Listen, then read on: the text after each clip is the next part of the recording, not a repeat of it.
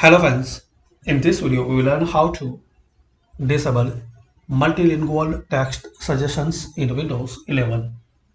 So guys, just you have to follow two steps settings. First one, you have to open settings, and secondly you have to turn off that option. So settings,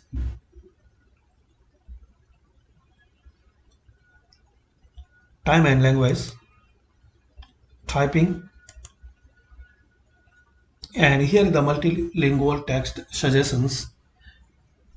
Show text suggestions based on my language preferences. So guys, you want to turn off and disable. So select it to off.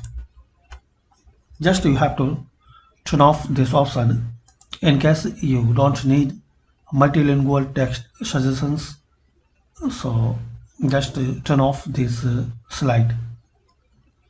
So hopefully guys you like this video. By this basic and simple settings, we can know how to turn off and disable multilingual text suggestions on Windows 11.